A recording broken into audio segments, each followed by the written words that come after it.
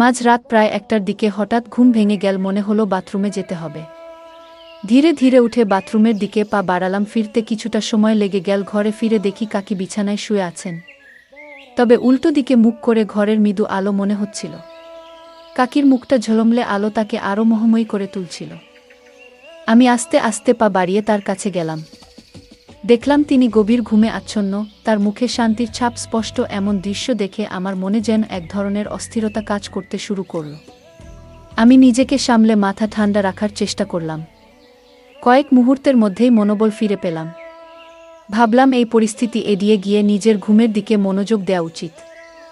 কিন্তু ঠিক তখনই কাকি ঘুম ভেঙে গেল। আমাকে সামনে দেখে তিনি কিছুটা অবাক হলেন। তারপর কাকি আমাকে জিজ্ঞেস করলেন, তুমি এত রাতে আমার এখানে কেন? আমি বললাম, কাকিনা, মানে এমনিতেই আসছিলাম। কাকি তখন বলল, তোমার চোখ মুখ দেখে মনে হচ্ছে তুমি খারাপ কিছু ভাবছ। তারপর কাকি বলল, লজ্জা পেতে হবে না, আমাকে তুমি স্পষ্টভাবে বলতে পারো কি চাই তোমার। আমি তখন মনের সাহস নিয়ে কাকি কি বললাম, কাকা, কি আজ রাতে তোমার সাথে থাকতে চাই? কাকি বলল, ঠিক আছে, থাকো, আমার বিছানায়, কিন্তু মাথায় অন্য কোনো চিন্তা আনবে না। মনে রেখো আমি তোমার কাকিমা। তারপর কাকিমার রুমে কাকিমার সাথে থাকলাম। কিন্তু হঠাৎ ঘুমের মধ্যে কাকিমা আমার এমন জায়গা হাত দিয়েছিল যা আমি আগেই চেয়েছিলাম। তারপর কাকিমা লজ্জা ভেঙে আমার সাথে সারা রাত। আমি জিসান। কাকি ছিলেন অসম্ভব সুন্দরী এক মহিলা। তার একটু স্বাস্থ্যবান চেহারা তাকে আরও আকর্ষণীয় করে তুলেছে।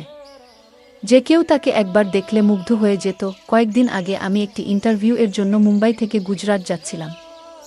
ট্রেনে বসে দেখলাম আমার সামনে বসে আছেন এক ভদ্রমহিলা। তার চেহারায় এক ধরনের অপূর্ব সৌন্দর্য আকর্ষণ ছিল, যা সহজে মনকে টেনে নেয়া। আলো করে তার মুখের উজ্জ্বলতা আরও ফুটে উঠেছিল।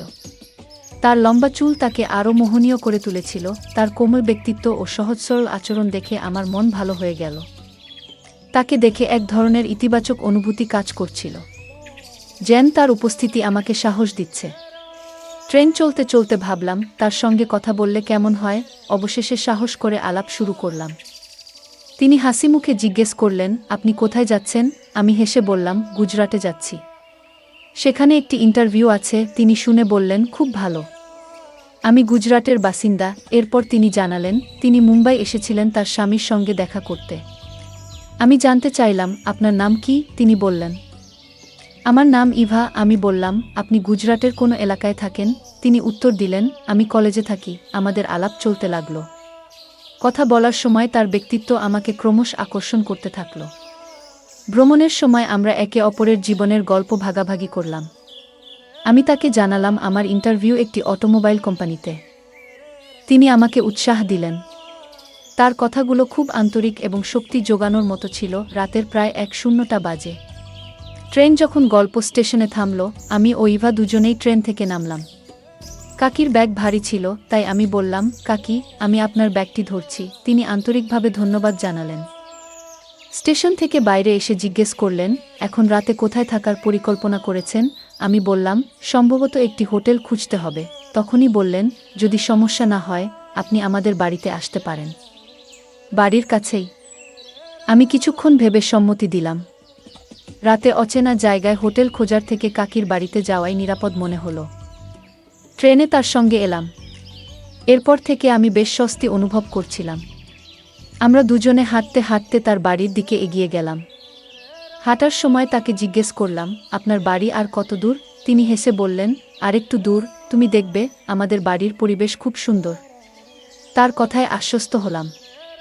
ভাবলাম, এটি হয়তো একটি নতুন বন্ধুত্বের সূচনা হতে পারে। তার বাড়িতে পৌঁছে তিনি দরজা খুলে আমাকে ভেতরে আসার আমন্ত্রণ জানালেন। ভিতরে ঢুকে আমি বললাম, ধন্যবাদ কাকি। তিনি হাসি মুখে বললেন, ধন্যবাদ তো আমাকে বলা উচিত, তুমি আজ আমাকে অনেক সাহায্য করেছ। বাড়ির ভিতরে একটি নরম আলো ছিল, আর দেওয়ালে ঝোলানো ছবি বাড়িটিকে অদ্ভুতভাবে সুন্দর করে তুলেছিল। কাকি স্নেহ ভরা কণ্ঠে জিজ্ঞেস করলেন, জিসান, তোমার কি ক্ষুধা লেগেছে? কিছু খাবে? সত্যি বলতে আমার পেটেও বেশ ক্ষুধা ছিল, তাই বিনয়ের সঙ্গে বললাম, কাকি, একটু ভাত হলেই চলবে।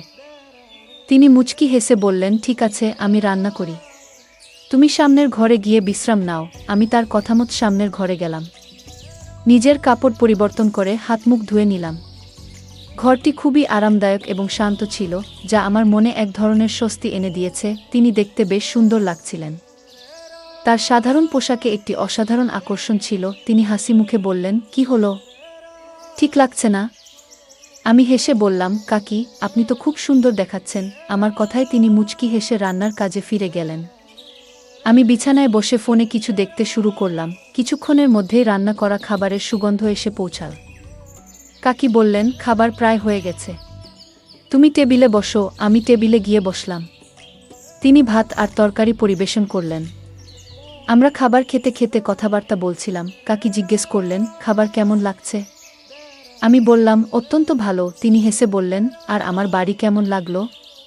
আমি বললাম, বাড়ি খুব ভালো। এরপর তিনি ধীরে ধীরে প্রশ্ন করলেন, এই বাড়ির মালকিনকে কেমন লাগল? আমি একটু বিস্মিত হয়ে বললাম, তিনি তো খুব ভালো। তিনি ধন্যবাদ জানিয়ে বললেন, তোমার ইন্টারভিউ কখন? তখন আমি বললাম, কাল সকাল 1:00টায়। তিনি বললেন, তাহলে সমস্যা নেই, আমি তোমার জন্য নাস্তা বানিয়ে দেব, তুমি খেয়ে যেও। আমি সম্মতি জানালাম। খাওয়া শেষে আমরা থালাবাসন পরিষ্কার করলাম।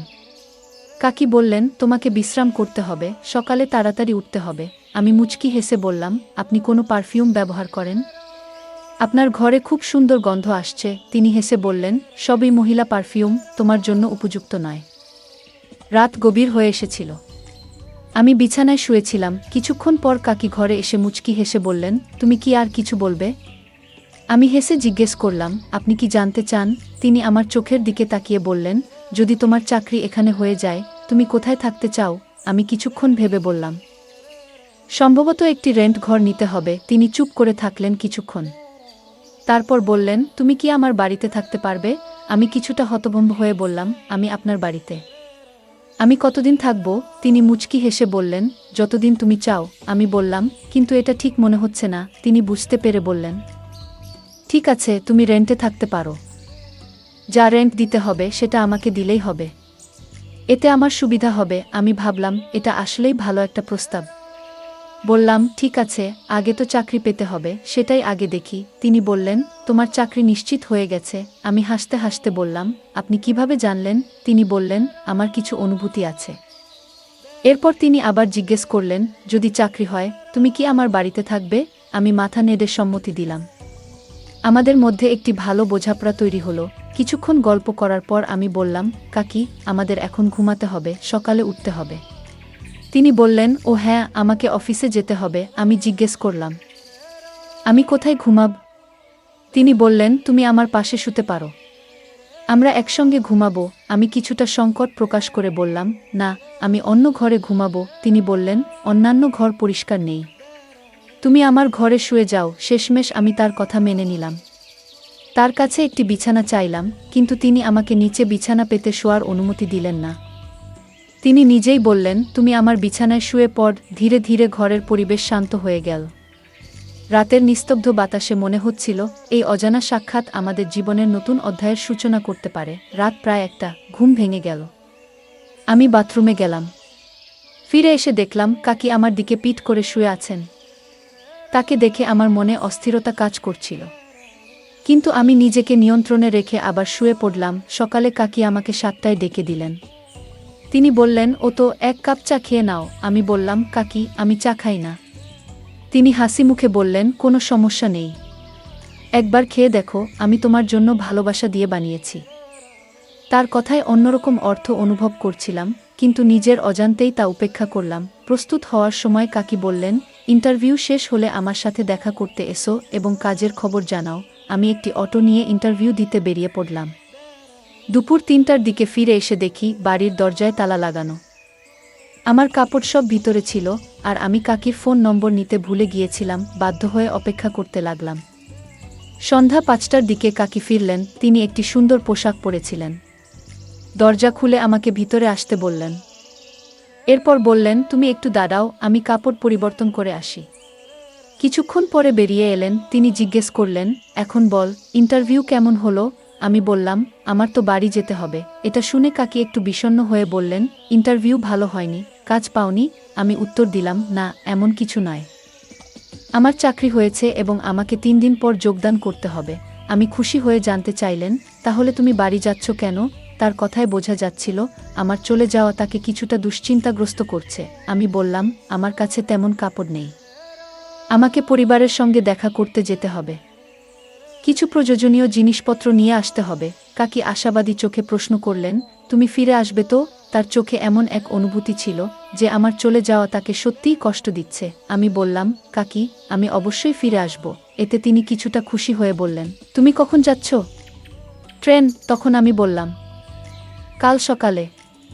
রাতের ট্রেনে সুযোগ নেই। এটি শুনে তিনি অনেক আনন্দিত হলেন এবং বললেন, ঠিক আছে, তাহলে আজ তোমার জন্য ঘর সাজাই, সন্ধ্যায় পার্টি হবে। আমি জিজ্ঞেস করলাম, পার্টি কিসের জন্য? কাকি বললেন, অবশ্যই তোমার চাকরির জন্য। আমি বললাম, আমার কাছে খুব বেশি টাকা নেই। তিনি হাসি মুখে বললেন, কোনো সমস্যা নেই, পার্টি আমি দেব। স্যালারি পাওয়ার পর তুমি ফিরিয়ে দিও। আমরা একসঙ্গে রুম সাজাতে শুরু করলাম। কাজ করতে করতে সন্ধ্যা হয়ে গেল। তারপর তিনি জিজ্ঞেস করলেন, তুমি বাড়িতে খাবেন না বাইরেও? আমি বললাম, বাড়িতে খাবো। আমি একটু চমকে বললাম, কি বলতে চাইছেন আপনি? তিনি বললেন, হ্যাঁ, করেছো? আমি বললাম, হ্যাঁ, করেছি। তিনি কথা শেষ করতে না দিয়েই বললেন, তাহলে সিদ্ধান্ত হয়ে গেছে, তুমি বাইরে থেকে কিছু নিয়ে এসো। আমি কিছু খাবার প্রস্তুত করেছি। তিনি আমাকে 2000 টাকা দিলেন এবং বললেন, দোকানে গিয়ে একটি বোতল কিনলাম, যার দাম ছিল না শেষ। সত্যি বলতে, এর আগে কখনো এত দামি বোতল কিনিনি। তবে আমি বোতল, কিছু ফল এবং সিগারেট কিনে নিয়ে ফিরে এলাম। এদিকে কাকি রান্না শেষ করে রেখেছিলেন।